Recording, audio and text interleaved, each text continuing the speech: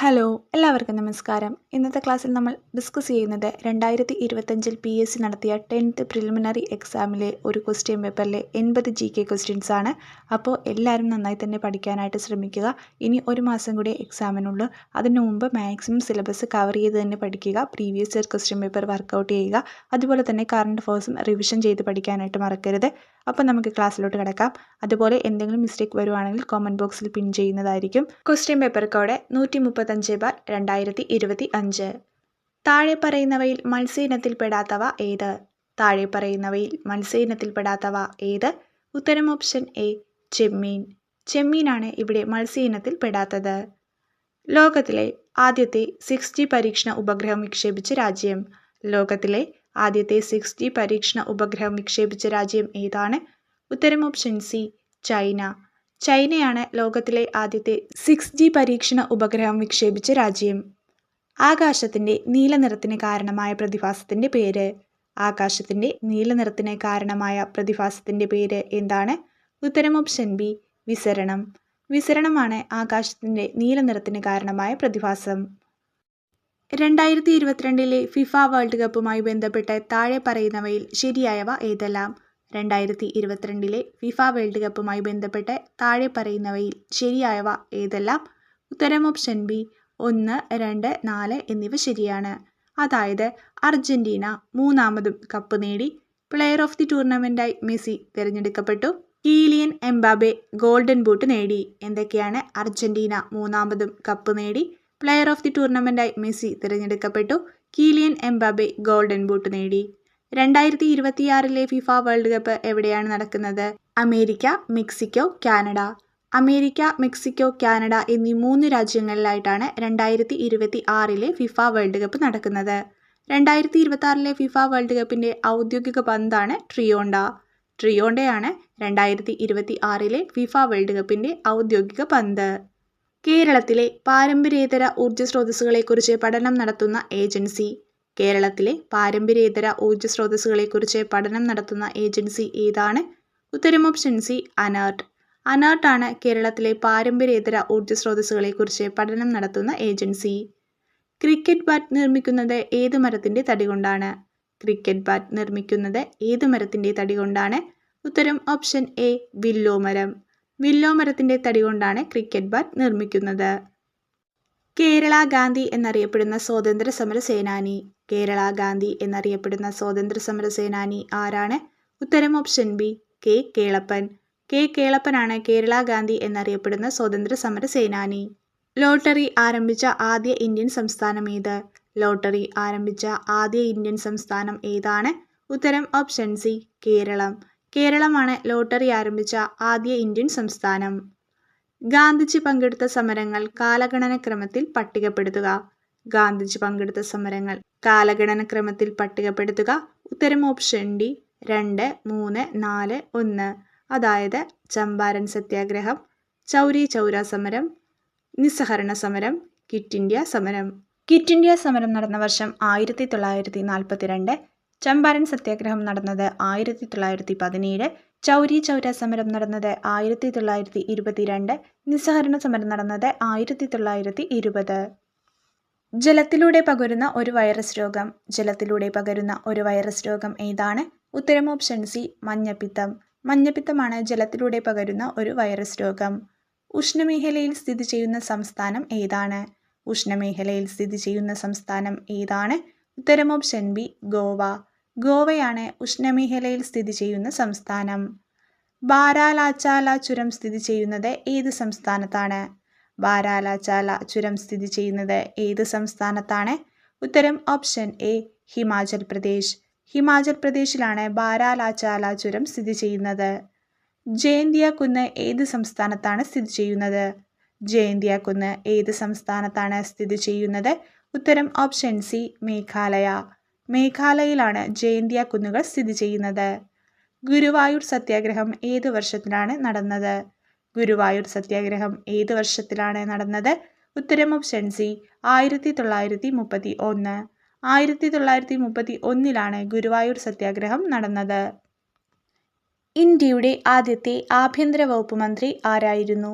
ഇന്ത്യയുടെ ആദ്യത്തെ ആഭ്യന്തര വകുപ്പ് മന്ത്രി ആരായിരുന്നു? ഉത്തരം ഓപ്ഷൻ സി സർദാർ വല്ലഭായ് പട്ടേൽ. സർദാർ വല്ലഭായ് പട്ടേൽ ആയിരുന്നു ഇന്ത്യയുടെ ആദ്യത്തെ ആഭ്യന്തര വകുപ്പ് മന്ത്രി. മഹാത്മാഗാന്ധി 1931 ആരംഭിച്ച മാസികയുടെ പേര് എന്തായിരുന്നു? മഹാത്മാഗാന്ധി 1931 ആരംഭിച്ച മാസികയുടെ പേര് എന്തായിരുന്നു?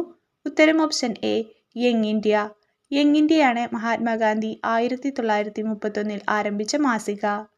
നിയമത്തിന്റെ മുന്നിൽ എല്ലാവരും തുല്യരാണ് എന്ന് ഭരണഘടനയുടെ ഏത് ആർട്ടിക്കിളാണ് പറയുന്നത്? നിയമത്തിന്റെ മുന്നിൽ എല്ലാവരും തുല്യരാണ് എന്നത് ഭരണഘടനയുടെ ഏത് ആർട്ടിക്കിളിലാണ് പറയുന്നത്? ഉത്തരം ഓപ്ഷൻ ബി ആർട്ടിക്കിൾ 14. ആർട്ടിക്കിൾ 14 നിയമത്തിന്റെ മുന്നിൽ എല്ലാവരും തുല്യരാണ് എന്നത് പറയുന്നത്. ഏതു വർഷത്തിലാണ് നെപ്പോളിയൻ ബോണപ്പാർട്ട് ഫ്രാൻസിന്റെ കിരീടധാരിയായത്? ഏതു വർഷത്തിലാണ് നെപ്പോളിയൻ ബോണപ്പാർട്ട് ഫ്രാൻസിന്റെ കിരീടധാരിയായത്? ഉത്തരം ഓപ്ഷൻ ബി 1804. 1804 നെപ്പോളിയൻ ബോണപ്പാർട്ട് ഫ്രാൻസിന്റെ കിരീടധാരിയായത്. കാർഡമം കുന്ന് ഏത് സംസ്ഥാനത്താണ് സ്ഥിതി ചെയ്യുന്നത്? കാർഡമം കുന്ന് ഏത് സംസ്ഥാനത്താണ് സ്ഥിതി ചെയ്യുന്നത്? ഉത്തരം ഓപ്ഷൻ എ കേരളം. കേരളത്തിലാണ് കാർഡമം കുന്ന് സ്ഥിതി ചെയ്യുന്നത്. നാഥുല ചുരം ഏത് സംസ്ഥാനത്താണ് സ്ഥിതി ചെയ്യുന്നത്? നാഥുല ചുരം ഏത് സംസ്ഥാനത്താണ് സ്ഥിതി ചെയ്യുന്നത്? ഉത്തരം ഓപ്ഷൻ എ സിക്കിം. സിക്കിമിലാണ് നാഥുല ചുരം സ്ഥിതി ചെയ്യുന്നത്. വാദിക്കാനും ജയിക്കാനുമല്ല അറിയാനും അറിയിക്കാനുമാണ് എന്ന പ്രഖ്യാപനത്തോടെ ആലുവയിൽ സർവമത സമ്മേളനം വിളിച്ചുകൂട്ടിയ സാമൂഹിക പരിഷ്കർത്താവ് ആര്? വാദിക്കാനും ജയിക്കാനുമല്ല അറിയാനും അറിയിക്കാനുമാണ് എന്ന പ്രഖ്യാപനത്തോടെ ആലുവയിൽ സർവമത സമ്മേളനം വിളിച്ചുകൂട്ടിയ സാമൂഹിക പരിഷ്കർത്താവ് ആരാണ്? ഉത്തരം ഓപ്ഷൻ ഡി ശ്രീനാരായണ ഗുരു. ശ്രീനാരായണ ഗുരു ആണ് വാദിക്കാനും ജയിക്കാനുമല്ല അറിയാനും അറിയിക്കാനുമാണ് എന്ന പ്രഖ്യാപനത്തോടെ ആലുവയിൽ സർവമത സമ്മേളനം വിളിച്ചുകൂട്ടിയ സാമൂഹിക പരിഷ്കർത്താവ്. സഞ്ചാര സ്വാതന്ത്ര്യത്തിനായി കേരളത്തിൽ നടന്ന പ്രക്ഷോഭമായ വൈക്കം സത്യാഗ്രഹത്തോടനുബന്ധിച്ച് സവർണജാഥ സംഘടിപ്പിച്ചതാര്? സഞ്ചാര സ്വാതന്ത്ര്യത്തിനായി കേരളത്തിൽ നടന്ന പ്രക്ഷോഭമായ വൈക്കം സത്യാഗ്രഹത്തോടനുബന്ധിച്ച് സവർണജാഥ സംഘടിപ്പിച്ചത് ആരാണ്? ഉത്തരം ഓപ്ഷൻ ബി മന്നത്ത് പത്മനാഭൻ. മന്നത്ത് പത്മനാഭനാണ് സഞ്ചാര സ്വാതന്ത്ര്യത്തിനായി കേരളത്തിൽ നടന്ന പ്രക്ഷോഭമായ വൈക്കം സത്യാഗ്രഹത്തോടനുബന്ധിച്ച് സവർണജാഥ സംഘടിപ്പിച്ചത്. വടക്ക് കിഴക്കൻ ഇന്ത്യയിലെ ഏറ്റവും വലിയ ശുദ്ധജല തടാകമായ ലോക്തക്കിൽ സ്ഥിതി ചെയ്യുന്ന ചലിക്കുന്ന ദേശീയോദ്യാനം ഏത്? വടക്ക് കിഴക്കൻ ഇന്ത്യയിലെ ഏറ്റവും വലിയ ശുദ്ധജല തടാകമായ ലോക്തക്കിൽ സ്ഥിതി ചെയ്യുന്ന ചലിക്കുന്ന ദേശീയോദ്യാനം ഏത്? ഉത്തരം ഓപ്ഷൻ എ കെയ്ബുൾ ലംജാവോ. കെയ്ബുൾ ലംജാവോയാണ് വടക്ക് കിഴക്കൻ ഇന്ത്യയിലെ ഏറ്റവും വലിയ ശുദ്ധജല തടാകമായ ലോക്തക്കിൽ സ്ഥിതി ചെയ്യുന്ന ചലിക്കുന്ന ദേശീയോദ്യാനം. ദക്ഷിണേന്ത്യയിൽ പല്ലവരുടെ കാലത്ത് രൂപപ്പെട്ട ക്ഷേത്ര നിർമ്മാണ ശൈലി ഏതു പേരിൽ അറിയപ്പെടുന്നു? ദക്ഷിണേന്ത്യയിൽ പല്ലവരുടെ കാലത്ത് രൂപപ്പെട്ട ക്ഷേത്ര നിർമ്മാണ ശൈലി ഏതു പേരിൽ അറിയപ്പെടുന്നു? ഉത്തരം ഓപ്ഷൻ സി ദ്രാവിഡ ശൈലി. ദ്രാവിഡ ശൈലി എന്നാണ് ദക്ഷിണേന്ത്യയിൽ പല്ലവരുടെ കാലത്ത് രൂപപ്പെട്ട ക്ഷേത്ര നിർമ്മാണ ശൈലി അറിയപ്പെട്ടിരുന്നത്. മടക്ക് പർവ്വതങ്ങളുടെ രൂപീകരണവുമായി ബന്ധപ്പെട്ട ശരിയായ പ്രസ്താവന ഏത്? മടക്ക് പർവ്വതങ്ങളുടെ രൂപീകരണവുമായി ബന്ധപ്പെട്ട ശരിയായ പ്രസ്താവന ഏത്? ഉത്തരം ഓപ്ഷൻ എ ഒന്ന് മാത്രം. അതായത് സംയോജക സീമകളിൽ ശിലാമണ്ഡല ഫലകങ്ങളുടെ സമ്മർദ്ദ ഫലമായി ശിലാപാളികൾക്ക് വലനം സംഭവിച്ച് രൂപം കൊള്ളുന്നു. സംയോജക സീമകളിൽ ശിലാമണ്ഡല ഫലകങ്ങളുടെ സമ്മർദ്ദ ഫലമായി ശിലാപാളികൾ വലനം സംഭവിച്ച് രൂപം കൊള്ളുന്നതാണ് മടക്ക് പർവ്വതങ്ങൾ. തൊഴിൽ പങ്കാളിത്തത്തിലും വരുമാനത്തിലുമുള്ള ലിംഗപദവി വ്യത്യാസങ്ങളുടെ കാരണങ്ങളെക്കുറിച്ച് ഗവേഷണ പഠനം നടത്തുകയും 2023 സാമ്പത്തിക ശാസ്ത്രത്തിനുള്ള നൊബേൽ സമ്മാനം നേടുകയും ചെയ്ത വനിത ആര്? തൊഴിൽ പങ്കാളിത്തത്തിലും വരുമാനത്തിലുമുള്ള ലിംഗപദവി വ്യത്യാസങ്ങളുടെ കാരണങ്ങളെക്കുറിച്ച് ഗവേഷണ പഠനം നടത്തുകയും 2023 സാമ്പത്തിക ശാസ്ത്രത്തിനുള്ള നൊബേൽ സമ്മാനം നേടുകയും ചെയ്ത വനിത ആരാണ്? ഉത്തരം option B Claudia Goldin. Claudia ഗോൾഡിനാണ് 2023 സാമ്പത്തിക ശാസ്ത്രത്തിനുള്ള നൊബേൽ സമ്മാനം നേടിയ വനിത. ധാതുക്കളുടെ ഹൃദയഭൂമി എന്നറിയപ്പെടുന്ന പീഠഭൂമി ഏത്? ധാതുക്കളുടെ ഹൃദയഭൂമി എന്നറിയപ്പെടുന്ന പീഠഭൂമി ഏതാണ്? ഉത്തരം ഓപ്ഷൻ സി ഛോട്ടാ നാഗ്പൂർ പീഠഭൂമി. ഛോട്ടാ നാഗ്പൂർ പീഠഭൂമിയാണ് ധാതുക്കളുടെ ഹൃദയഭൂമി എന്നറിയപ്പെടുന്ന പീഠഭൂമി. ചോളന്മാരുടെ തലസ്ഥാനമായ തഞ്ചാവൂരിൽ സ്ഥിതി ചെയ്യുന്നതും യുനെസ്കോ ലോക പൈതൃക കേന്ദ്രമായി പ്രഖ്യാപിച്ചിട്ടുള്ളതുമായ ലോകപ്രശസ്ത ക്ഷേത്രം ഏത്? ചോളന്മാരുടെ തലസ്ഥാനമായ തഞ്ചാവൂരിൽ സ്ഥിതി ചെയ്യുന്നതും യുനെസ്കോ ലോക പൈതൃക കേന്ദ്രമായി പ്രഖ്യാപിച്ചിട്ടുള്ളതുമായ ലോകപ്രശസ്ത ക്ഷേത്രം ഏതാണ്? ഉത്തരം ഓപ്ഷൻ എ ബൃഹദീശ്വര ക്ഷേത്രം. ബൃഹദീശ്വര ക്ഷേത്രമാണ് ചോളന്മാരുടെ തലസ്ഥാനമായ തഞ്ചാവൂരിൽ സ്ഥിതി ചെയ്യുന്നതും യുനെസ്കോ ലോക പൈതൃക കേന്ദ്രമായി പ്രഖ്യാപിച്ചിട്ടുള്ളതുമായ ലോകപ്രശസ്ത ക്ഷേത്രം. ദാരിദ്ര്യ ലഘൂകരണം സ്ത്രീകളുടെ സാമ്പത്തിക ഉയർച്ചയും ലക്ഷ്യമിട്ട് 1998 മെയ് 17 ആരംഭിച്ച ദാരിദ്ര്യ നിർമ്മാർജ്ജന പദ്ധതി ഏത്? ദാരിദ്ര്യ ലഘൂകരണം സ്ത്രീകളുടെ സാമ്പത്തിക ഉയർച്ചയും ലക്ഷ്യമിട്ട് 1998 മെയ് 17 ആരംഭിച്ച ദാരിദ്ര്യ നിർമ്മാർജ്ജന പദ്ധതി ഏതാണ്? ഉത്തരം ഓപ്ഷൻ ബി കുടുംബശ്രീ. കുടുംബശ്രീയാണ് ദാരിദ്ര്യ ലഘൂകരണവും സ്ത്രീകളുടെ സാമ്പത്തിക ഉയർച്ചയും ലക്ഷ്യമിട്ട് 1998 മെയ് 17 ആരംഭിച്ച ദാരിദ്ര്യ നിർമ്മാർജ്ജന പദ്ധതി. 1996 മാർച്ച് 14 നിലവിൽ വന്ന കേരള സംസ്ഥാന വനിതാ കമ്മീഷന്റെ ആദ്യ ചെയർപേഴ്സൺ ആയ കവയിത്രി ആര്?